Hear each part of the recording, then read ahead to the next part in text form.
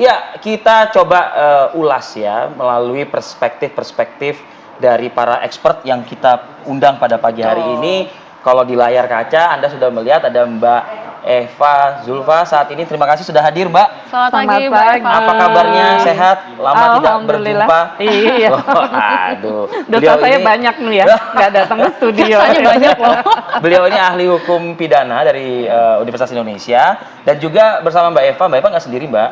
Melalui Oke. Zoom juga ada Mbak Reni Kusumo Wardani. Oh, Beliau iya. ini psikolog forensik. Psikolog. Selamat pagi, Mbak Reni. Mbak Reni. Apa kabarnya juga? Selamat pagi Mas Arif, Mbak Akil. Terima kasih ya waktunya. Oke. Oke. Sudah terlihat. Saya ke ini dulu deh, ke Mbak Eva dulu deh, Mbak Eva. Kalau kita melihat ramainya pemberitaan ya, baik itu di medsos, Ya. online, gitu, termasuk juga kami, media televisi, ini lebih banyak setelah ada dua penetapan dua tersangka ya, dalam hal ini Mario dan juga Shane. Ini yang disebut-sebut sosok perempuan kan ya. Nah, perempuan inisialnya AG, Oke. masih usianya cukup belia ya. Udah 15 tahun. Udah 15 tahun, tapi berkembang ke 3 huruf nih inisialnya, PAP kemudian begitu.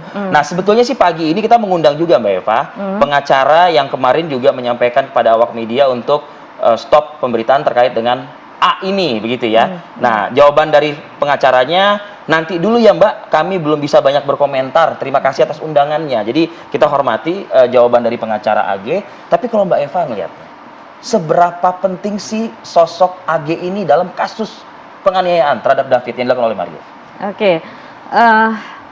Saya bicaranya mungkin netral saja ya Mas ya. Ya. Jadi Harus. kalau kita bicara soal pasal 55 KUHP, pasal 55 ayat 1 ke 1 itu kita bicara soal apa yang disebut sebagai turut serta, gitu ya. Made pleasure. Jadi kalau kita bicara satu peristiwa pidana yang dilakukan oleh beberapa orang, ya, ibarat sepak bola nih. Ada yang mainin bola, ada yang sebagai pelaku lah katakanlah, pelaku fisik, tapi ada kawan pelaku ya, 20 orang gitu ya, 22 kan ini ya, 22 dita. Ada yang memang tidak melakukan apa-apa, tetapi peran dia untuk kemudian men-trigger terjadinya satu peristiwa pidana seperti kasus Sambo kemarin. Itu bahkan ada yang mengaitkan gitu juga ya. kan ke sana. Jadi gitu. sebetulnya apakah dia kemudian berkontribusi, kita bicara ya, Pemicunya, kontribusinya, triggernya kan betul, gitu. kontribusinya apa di dalam peristiwa pidana ini? Apakah dia kemudian kontribusinya 10%, 20%, 50%? Kalau dia ada kontribusi di situ, ya, ada yang disebut sebagai meeting of mind.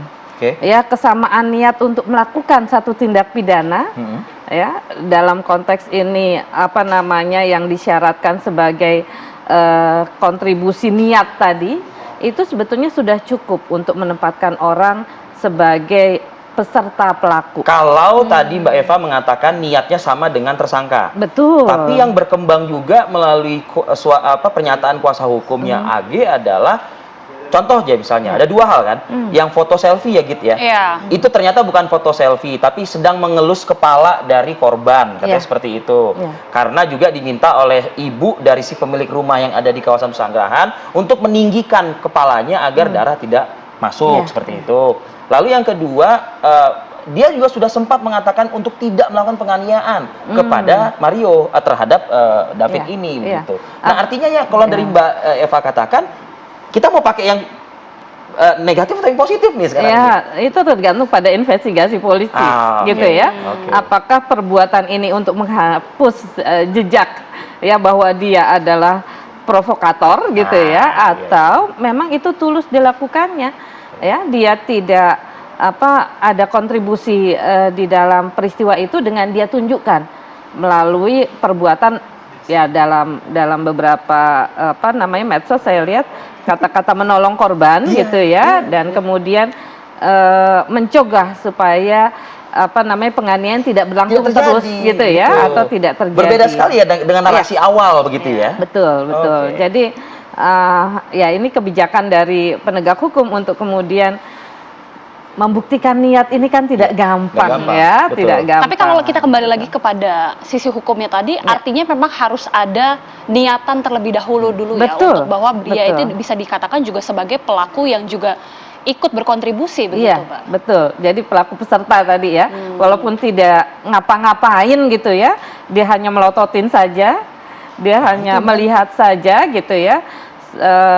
Sama seperti seorang Ricky kemarin kan, ya Ricky Rizal Ricky misalnya Rizal, dalam RR. kasus Sambo, Betul. itu sebetulnya punya kontribusi untuk kemudian menyebabkan peristiwa itu terjadi. Kontribusi harus Iya. berujung dengan penetapan tersangka? Iya, saya kira iya? begitu. Tapi nanti tergantung hakim, ya. Kontribusi itu kan menentukan berat ringannya pidana kalau memang dia adalah peserta pelaku. Menarik sih gitu. Soalnya tadi kan Mbak Eva mengatakan ya ada di crime scene atau TKP. Iya. Ya seharusnya kan bisa dicegah tangkal dong kalau misalnya memang sisi dia adalah sisi yang positif kan begitu ya Iya, Mbak Eva ya? ya kita tidak tahu ya Nah. seberapa jauh keberanian orang untuk melakukan tindakan mencegah peristiwa itu terjadi, apalagi dia seorang perempuan di Di tengah bawah laki-laki, umur pula ya. ya masih kecil gitu ya. Itu juga harus dipertimbangkan Iya. saya kira. Membandingkan Soal dengan keberanian kasus itu. Sambo itu ya ada RR, ada Betul. KM juga di situ. Iya.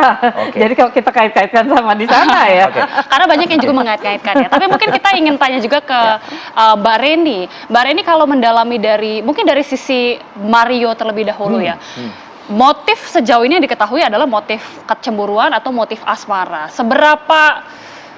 Jika mendalami dari sisi atau psikologis dari pelaku, sebenarnya seberapa besar memang motif asmara ini kemudian bisa membuat seseorang sampai gelap mata, bahkan kalau dibilang kan sebenarnya masih belum tahu juga ya apa sih yang sebenarnya dilakukan oleh korban ini terhadap si A, tapi bagaimana kemudian dari psikologis pelaku ini sebenarnya seperti apa, Mbak Reni? Kalau bicara psikologis langsung menunjuk nama, tentunya kan harus ada hasil pemeriksaan ya, Mas Adil. Ya. Kita nggak bisa mengatakan ini loh yang terjadi tanpa ada pemeriksaan. Tapi kalau tadi pertanyaannya, ini kemungkinan karena asmara. Memang salah satu hal yang bisa memicu ya situasi keadaan yang bisa memicu seseorang itu melakukan tindakan agresif, salah satunya adalah asmara. Itu ya. Jadi kalau secara umum nih kita melihat kondisi ini, jika memang nanti terbukti ya dan betul ini adalah penganiayaan, ini kan merupakan satu perilaku agresif yang luar biasa ya. Jadi kondisi perilaku agresivitas yang tinggi ini biasanya ditandai dengan kontrol diri yang rendah. Sehingga yang bersangkutan siapapun itu pada saat ada satu pemicu, kemudian kontrol dirinya kurang, tidak ragu-ragu untuk menyerang atau menyakiti orang lain. Jadi faktor penyebabnya itu yang bisa memperbesar peluang munculnya perilaku agresif itu memang ada kerentanan internal dan ada satu situasi kondisi eksternal. Usia juga berpengaruh. Faktor biologis di mana pada waktu ada satu situasi kondisi tertentu secara biologis itu terarouse ya, terangsang, terpicu sehingga berdegup begitu jantungnya. Ini pada orang-orang yang temperamennya memang sulit, ditambah jika pergaulan atau komunitas dekat pertemanannya itu juga mendukung ke arah agresivitas, ditambah dengan kemungkinan tontonannya ya, pengaruh tayangan kekerasan yang sering terekspos itu juga bisa menimbulkan desensitisasi empati.